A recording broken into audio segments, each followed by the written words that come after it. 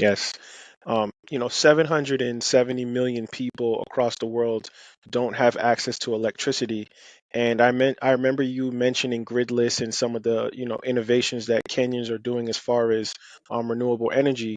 But what is your take on the Bitcoin mining industry in Kenya and the way that it's changing, how people actually get electricity in the country? So electricity is not just a problem in Kenya; it's the whole of Africa. And so, when it comes to the Bitcoin mining industry, I got to know about Gridless more or less around the time of the conference, just before we attended the Africa Bitcoin conference in Ghana, and I was amazed by what they do because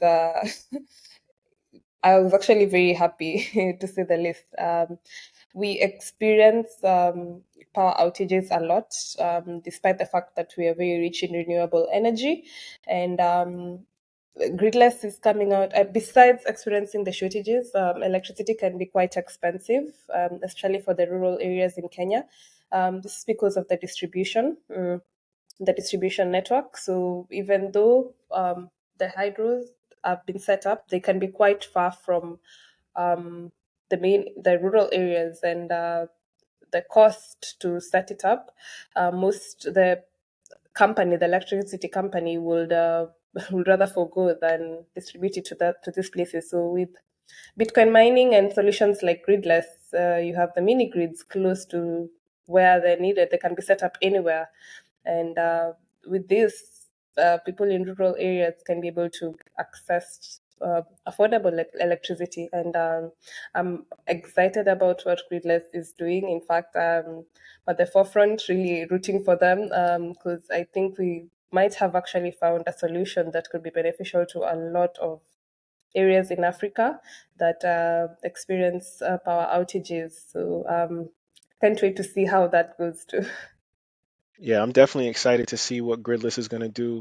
And I think that of course, Eastern Africa, they have their own issues as far as power and generators and stuff like that. But like you said, those microgrids and actually utilizing the Bitcoin mining facilities to get Bitcoin, or not even Bitcoin, but just the electricity to these places where they can use Bitcoin as a decentralization process where the grid actually pays for itself through Bitcoin mining. So of course we know in Africa there's tons of opportunities to do renewable energy, whether it's solar, hydro, or wind, but they lack the funding.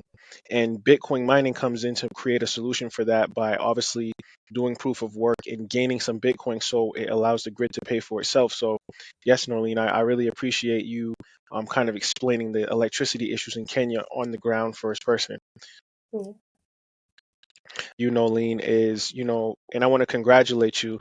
So I see that you recently have become a correspondent for the Bitcoin layer. Yes, I And have. Thank you.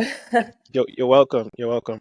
And, how do you feel your role there will help more people hear about the stories and the thought leaders, talking about Bitcoin in Kenya? Okay, so I remember when I initially got into the Bitcoin space. Of course, YouTube is very instrumental, and when you go to YouTube, you find the Michael Saylors, of course, Nick Patia, and Peter McCormack. And I was really looking for Africa Bitcoin content. The most you can get is maybe documentaries, and very few, of course, with you Bitcoin source, but stories that are African focused were very few. And I'm glad when Nick Bacha reached out and he was like, we should do more stories from Africa. I grabbed the opportunity. And I am looking forward to more content creators coming into the scene because I believe there's a lot of potential. There's lots of stories to be told. I think everybody has a unique Bitcoin journey that they go through. And these stories are important. We are documenting Bitcoin history here, and whoever can come to the forefront and do that for humanity, I think would be fantastic. So I would love to actually see more. I like what I'm doing. I would really love to see more people doing it. So thank you also for being part of this journey we're undertaking.